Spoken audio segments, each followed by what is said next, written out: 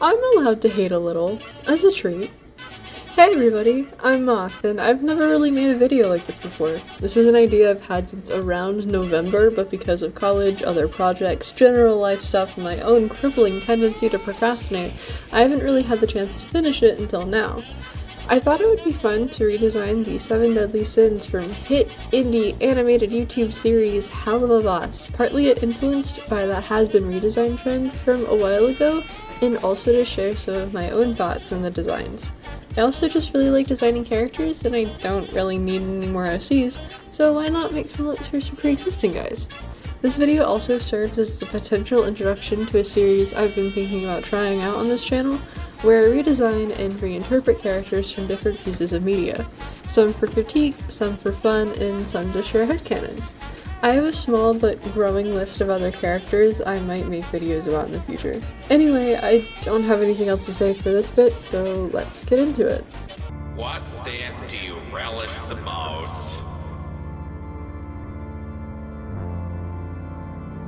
Vanity. Starting with the Prince of Darkness himself, Lucifer Morningstar. At a glance, I can't say I have many issues with his original design. I mean, you can tell who it is, and it gets the job done well enough. But I do find it strange in a way. He looks uncanny and weird in a way that I can't exactly put my finger on, but regardless doesn't feel intentional. Maybe it's because his gloves and shoes are 2 different shades of black, or his eyes and mouth are too big on his face, or it's just the show's style itself that's weird. I don't know. In any case, he's giving lab-grown Tumblr sexy man, and I hate it. He's just another smiling twink, get me out of here. For my redesign, I wanted to see if I could take those unsettling elements and put some real intention behind them. I think uncanny characters are really cool, and having Lucifer look a little wrong can be great visual storytelling. Like, he's so perfect and well put together, but something is still off.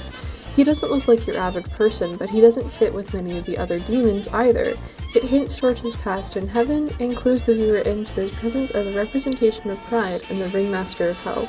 Speaking of ringmasters, did you know the Sins were meant to be a circus act? Yeah, that seems to have fallen through rather quickly. It's especially jarring because the first 3 Sins are directly circus inspired, but the other 4 are just kind of there. The circus idea, if it had been taken to its full potential, staying consistent through every Sin and actually written into the world building beyond a surface level fleeting aesthetic, could have been really cool. Unfortunately though, it suffers from something most concepts in the Helluverse do, being half-baked. There are so many cool ideas in both shows, but they so often fall short and fail because they aren't given the time to grow. From the art direction to the stories themselves, everything feels so rushed and incomplete. For a world that's been in development for over 10 years, these characters and the story still feel like something you would stumble across on DeviantArt. These characters aren't characters in the sense that they're part of a professionally made piece of writing and animation. They feel like OCs, which if they stayed OCs would be fine, but they didn't, hence all the criticism. Anyway, back to the character design. I'll be taking the circus theme and running with it, giving each Sin their own distinct role and using it to tie them all together. Lucifer's ringmaster theme is actually pretty clear in his original design, but he does end up fading into the crowd of other countless guys in suits, and to be real, that's so strange to me. I get the Helluverse is meant to have some Art Deco motifs here and there, especially in Has-Been Hotel, but come on. He's the king of hell. The devil from the Bible. Why does he look like every other bitch? Does hell have a dress code? I kept most of his color scheme because it's actually quite nice and unique to him, but I did desaturate the colors and gave him some deeper reds. I gave him a little halo motif on his hat in place of a crown. It has something of a double meaning, as halos are synonymous with angels and in medieval artwork were often given to people of high importance. Additionally, I decided to give him a mask, sort of in the same vein as the classic theater masks. This is for 3 reasons. 1, I thought it would be an easy way to skirt by some extra animation, get rid of the need for lip syncing, blinking, and most facial expressions, so it's a little easier to keep track of other details. 2, I imagine he was left hurt from his fall, but he's so prideful he can't bear to see or let others see the scars. And finally, 3, Lucifer already comes across as something of a sad character, so the mask suggests that he's literally putting on a happy face for others. A bit cheesy, I know, but it's cliche because it works. Also, to separate him from the 20,000 other characters that copy his style, I got rid of the stripes. But he can keep the bow tie, I guess.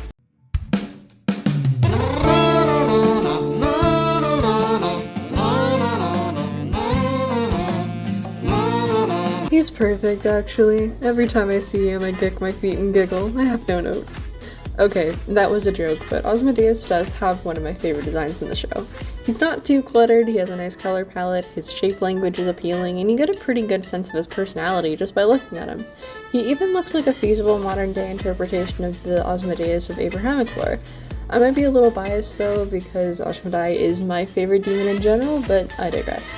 However, that doesn't mean Ozzy is free from critique or redesign. The criticisms I have, though, are less about his design specifically, but more so the pattern he follows and the show's art in general. His body type changes depending on what kind of clothing he wears in a given scene. I get that the sleeves are hammer space, but it's still jarring. His demon form is just a bigger version of his normal form, and he suffers from the same guy in a suit syndrome that many Helluva characters do, but that's honestly the extent of my problems. Also, when it comes to suits, they would be fine if they weren't so similar to each other, if the similarities were there for a thematic reason, but since they're not, I'll stay mad. Moving on, this redesign ultimately turned into less of a critique and more about just putting my own spin on things for fun. The first thing I wanted to do was give him a clearer role in the circus. Ozzy's original design is rather vague, and I couldn't quite find any concrete source saying what his act is or might be. I've heard both animal tamer and fire dancer, and I've gotten neither of those. After mulling over a couple of ideas, though, I chose to make him a magician. It's not that much of a departure from his original design, but it's distinct enough, and depicting him as a magician can be a nice callback to some of his Abrahamic roots. The demon Asmodeus is said to be an especially talented illusionist, and in some stories is claimed to be very charismatic, so this act just fits. For his color scheme, I took inspiration from those neon blacklit scenes he has, like in his song. Additionally, in order to make his outfit different from all the other guys in suits, I added a few burlesque and drag-inspired elements to his design. With a character so centered around sexuality and performance, why not play around with gender too? Oz could have been a genderqueer icon, but Vipsy Pop was too scared, and all we got was that sorry excuse for a skirt. You'll also notice that I changed his tail feathers, or coattails, whatever. Despite its debatable clarity, I don't have much of an issue with his rooster motif. In fact, I think it's a nice detail because in the Lesser Key of Solomon and other stories, Asmodeus is described as having a chicken's leg, and roosters are, arguably, very flashy birds.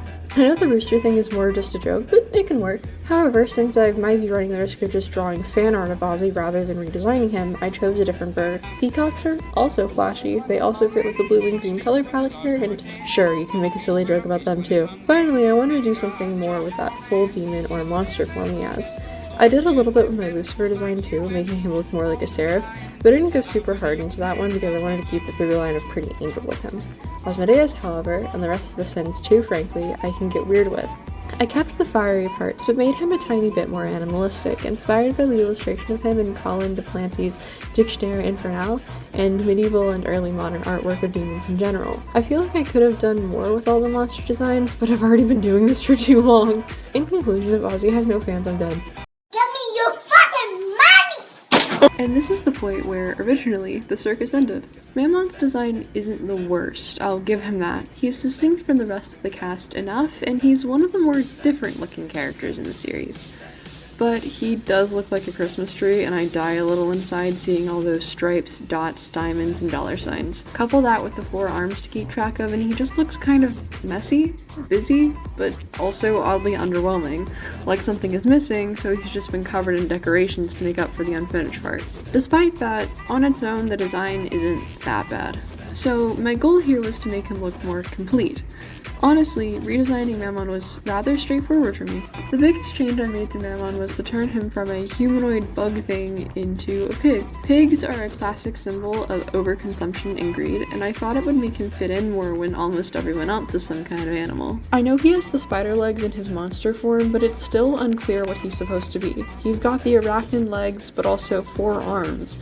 And the Helluva wiki says he's meant to resemble a tick. I'm not sure what I'm supposed to be getting here. The insect stuff will come in handy with our next redesign though, so I think it'll be alright if we debug Mammon. Next, I changed up his shape language. Characters in this series are usually very angular and sharp, which gives them something of a uniformity, but it also tends to give them the same characteristics. For this redesign, I decided to emphasize rectangles to give Mammon a more imposing presence. He still has his fair share of triangles, but his dominant shape is square. I switched out the dollar signs for jewels as well, because it's a little strange to me that the demon from hell with no nationality uses the imagery of only the US dollar. I did the same thing with the dots on his costume just to add more cohesion. For his color palette, I decided to introduce a little more color. Gold, because obviously, and purple, because it's heavily associated with royalty. You know, for a character who just revels in power and wealth, he doesn't really show it off much. It's not like this interpretation of Mammon is reserved in any way, but the only indication that we really get that he's not just a normal demon jester is a crown shape on his hat. So I added in some richer colors and tweaked his outfit to hint towards nobility. Now that I'm thinking about medieval royalty, I wonder what this guy's ratio is on divorced to beheaded wives. Mammon's full form was a little weird to make. I wanted to go as far with the monster aspect as I could, but I did struggle a little bit to come up with a design that fit. In the end, I decided to go with something loosely inspired by medieval demon art, similar to Asmodeus, but leaning into it in a different way. I also played around with the idea of parts of him turning into molten gold, dripping, smearing, and burning everything he touches, symbolizing the all-consuming and ultimately destructive nature of greed. Fuck you. Her design pisses me off to no end, and I don't think I have the words to express the amount of disdain I feel for it. The primary function of a character design is to tell you something. It should clue the viewer into a character's personality, themes, and their story overall. Self-indulgent aesthetic choices are fine in moderation, but when you're designing a character for a professionally made series, they shouldn't direct every choice you make. This is one of the first things you learn about designing characters, but it seems to have completely flown over Vizipop's head here. Bee doesn't say much. She's more of just Kesha's persona than Beelzebub, Queen of Gluttony, but her largest problem, I think, is just how cluttered she is. Generally, it's a good rule of thumb to have no more than 3 concepts in a character design, with 5 being the absolute limit. For example, we can look at other characters from other properties and break their designs down into 3 specific ideas. If you have more to add, either give the character different outfits, make a new character entirely, or just bite the bullet and kill your darlings. Beelzebub is cluttered because she has, what, 6 concepts? She's a fox, bee, hellhound party girl who's the personification of gluttony with a lava lamp motif. She's the most poorly thought out sparkle dog this side of Tumblr. Individually speaking, I get where most of her concepts come from. The ideas on their own aren't even bad. Gluttony, represented as a hedonistic partier, is really unique. A canine bug hybrid could make for an awesome monster, or a character with a lava lamp motif could be killer. The issue arises with the sheer amount of ideas stitched in her design. Not only do they clutter her, but they also clutter each other, so not every element is balanced and given its own opportunity to stand out. So for my redesign, my main priority was to make Bee more cohesive. For starters, I made her one species, just a bumblebee. During my planning stage, I considered keeping the fox-bug hybrid thing, or just making her a full-on fox anthro instead, but mammalian characters are everywhere, and I think the bug part of her is ultimately more important anyway. Besides, having her just be one species makes an opportunity for a badass Cerberus character, but that's just me. I was really inspired by some other redesigns I've seen of her, like from Idolamantis's, and this artist whose username I can't pronounce. So her general body shape ended up being reminiscent of them. I also threw around the idea of her being a parasitic fly, because they're creepy looking bee mimics and the concept of gluttony being represented as a parasitic dream creature is really cool, but I thought it would ultimately get lost in the rest of her design. Also, maybe it doesn't need to be there if we're treating gluttony, the layer, as a hive, which is its own cool way to represent the sin. Like, it turns everyone into an almost single-minded being, driven by one force: hunger. Maybe I'm overthinking it. I'm doing this for shits and giggles. What am I saying? For her circus act, I decided to make her an aerial performer. I thought it would work well with all that floating and flying she does, and what's a circus without one? Apparently, she's originally meant to be an animal tamer, but I got absolutely none of that. I kept most of her original color scheme, as well as her honey hair, though instead of being a lava lamp kind of thing, I wanted it to be more reminiscent of a slushie, to fit with a food motif that also includes a popcorn scarf, matching leg warmers, fried ruffles, and a funnel cake scrunchie. Also, I elected to keep the liquidy hair because it's not the animation hindrance one might think. VFX artist Epifx, who animated Beelzebub's hair, actually showed off how it works on Twitter. The hair itself is just a looping animation rigged up with some deformers. That way it can be moved. So if we were to follow the same idea here, you don't actually need to draw every frame of liquid hair. Although, because some other details of her design might be a little irritating to work with, I elected to not give Bee a mouth, at least in her usual form. I know that's kind of counterproductive, but I think think this is one of those things I'll let slide because cartoon logic. Finally, for her full demon form, I followed the same process I've been following for the previous designs and tried to get weirder with it. I think the one in the show is seriously underwhelming, like they were afraid to actually make her a monster. I don't understand why you'd even have a scarier design for the character only to just change the colors and make them a little taller. Instead, I elected to make these monster form darker, sharper, and grosser. All green, sour, and moldy. Her monster form also has a mouth and an extra set of arms for just that much more impact.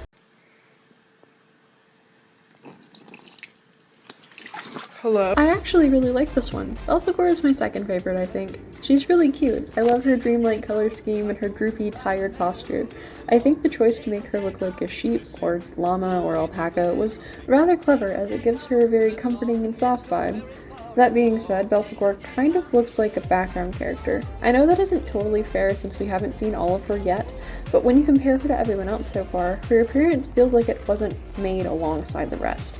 Honestly, I get that feeling with the remaining characters in this video too. Even though I quite like her original look, I ended up giving her design a complete overhaul. The only things I kept were the sheep or alpaca appearance, the shape language, and the color scheme. Kind of. It's still pink and purple, just a different kind of pink and purple. According to Abrahamic myth, Belphegor is not only the demon prince of sloth, but also the demon of discovery. Particularly, they tempt through laziness, proposing incredible inventions, innovations, and great wealth with little effort. They even have their own number, 1 nonillion, 66 quadrillion, 600 trillion, and 1. I said that on the first take. If it wasn't already clear just how nerdy this guy is. Because of all this, I chose to make her role in the circus that of the puppeteer. Her act is less about her and more about what she creates.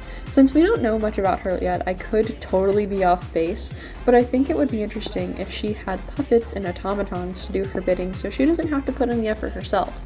That way she can chill in her pajamas and sleep, only occasionally working whenever she feels that spark of inspiration. Making her a puppeteer could also be a fun way to show the controlling nature of sloth as well. It's incredibly tempting to do things with as little work as possible, isn't it?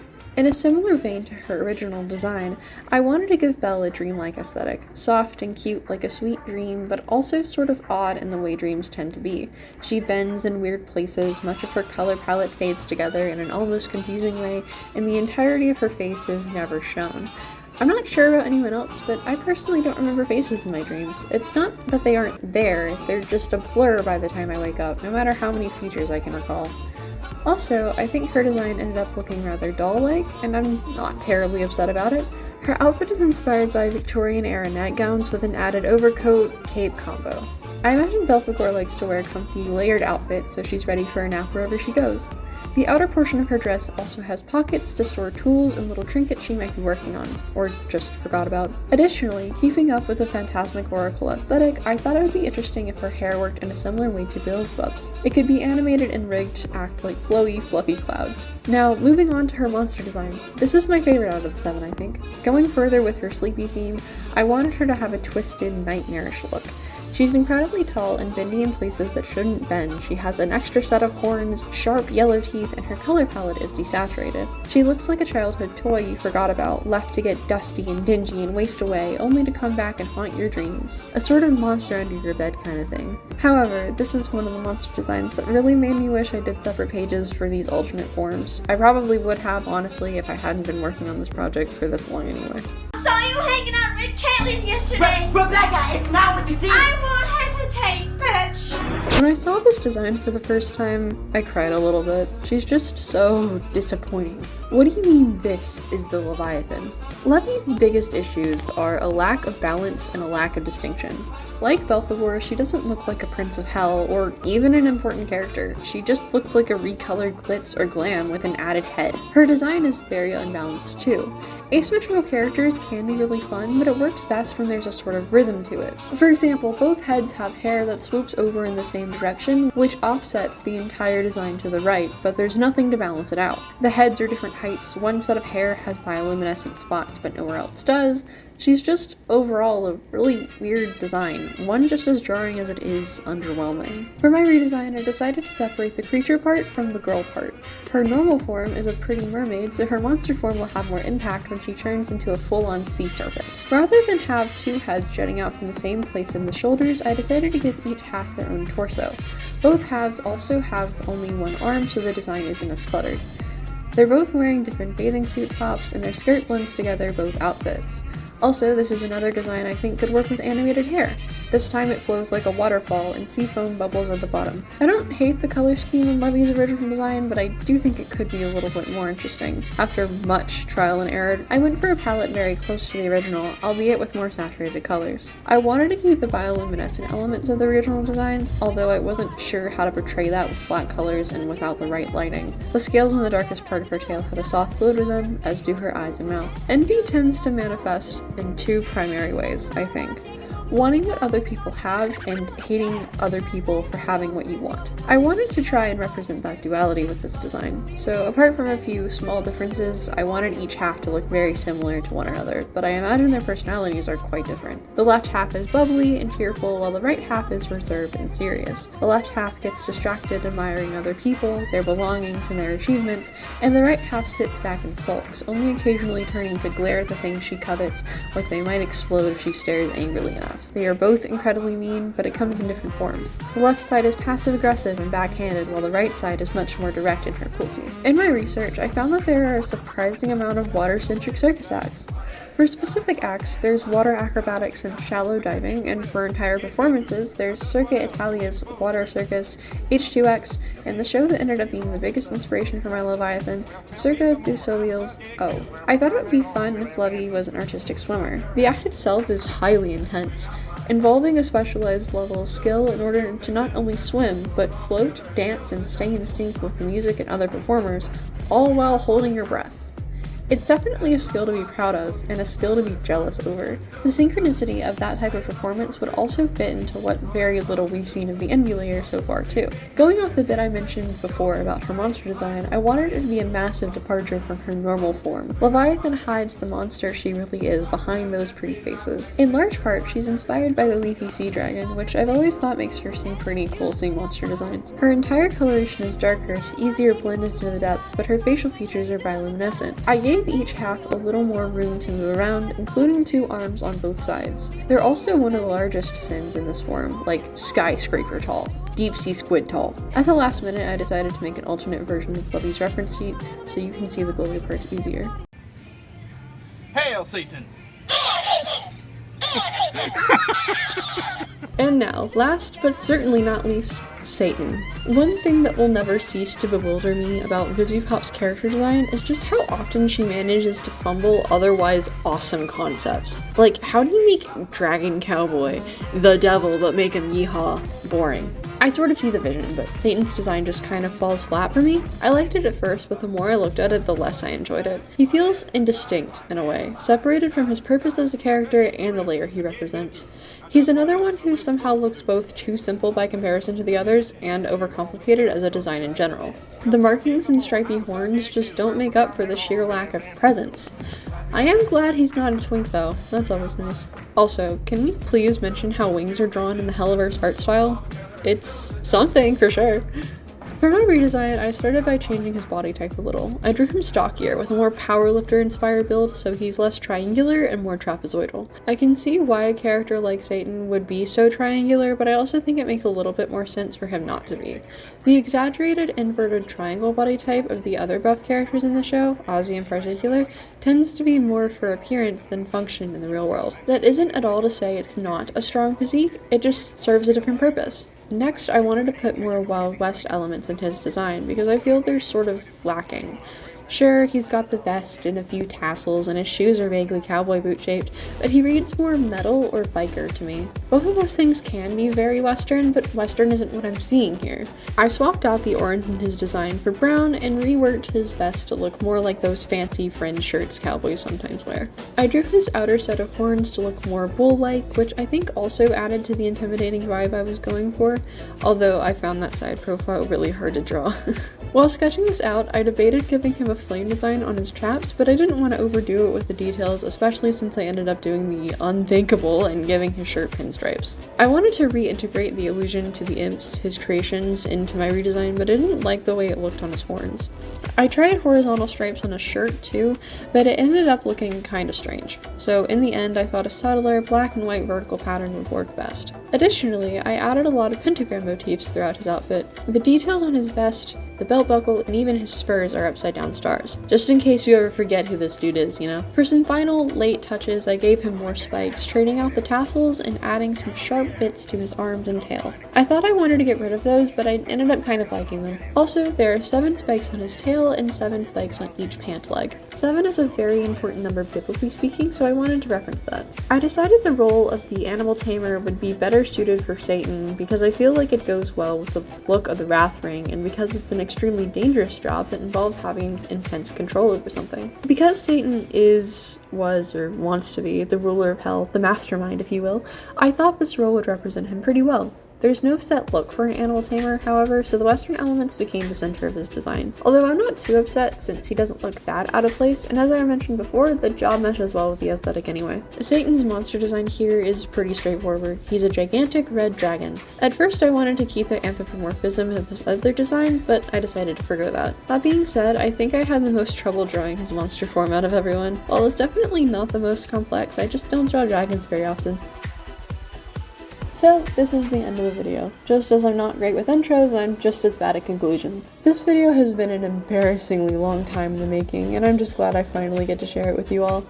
If this video does well, I'll get started on some of the other redesign ideas I listed before. Of course, if you have your own thoughts, critiques, or recommendations for future videos, I would love to hear them in the comments. Feel free to leave a like, or even a dislike if you feel so strongly about that, and or subscribe to my channel if you want to see more of whatever stupid shit I might post later. Thank you again for watching, I'll see you when I see you.